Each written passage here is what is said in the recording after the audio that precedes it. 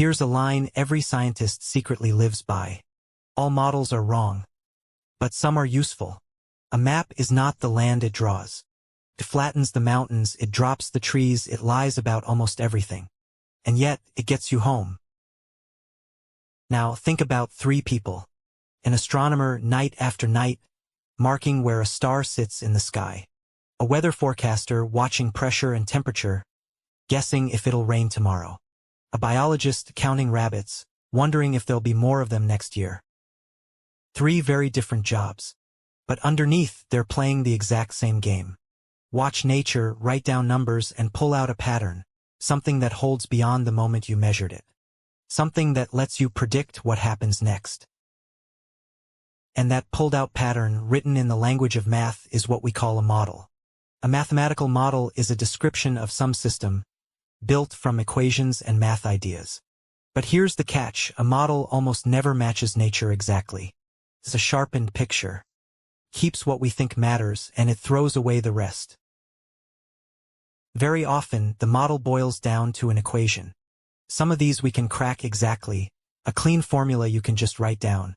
Think of the quadratic formula. Negative b, plus or minus the square root of b squared minus 4ac, all over 2a. That's a closed-form solution. One neat expression, done. But most equations aren't so polite. They have no tidy formula at all. So we approximate, we swap the exact answer for something close but simpler. We cut an infinite sum down to a few terms. We replace a curved line on a tiny stretch with a straight one. Good enough, and it moves. Then we hand it to a computer.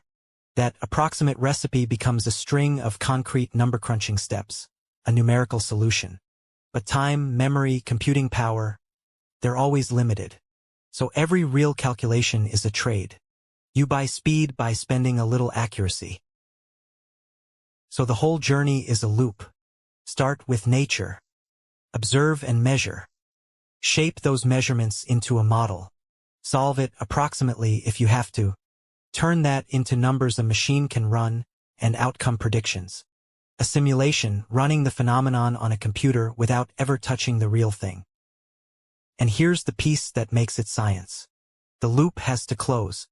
You take the model's predictions and hold them up against the same nature you started from. If they don't drift too far from reality, the model earns its keep.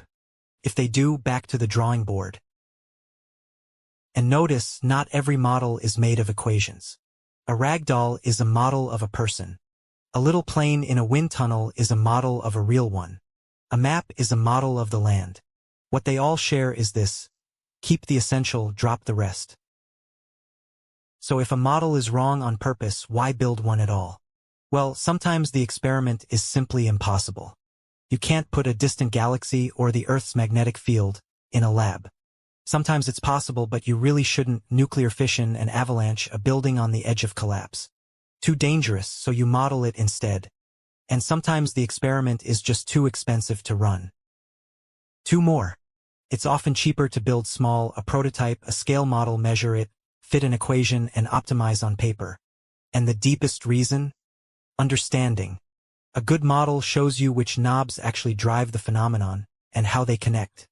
It doesn't just predict, it explains. But every model has a fence around it. Push it outside the assumptions it was built on, and its conclusions can drift completely away from reality. A model is exactly as good as the assumptions under it. So all models are wrong. But the useful ones? They're the maps that quietly get you home.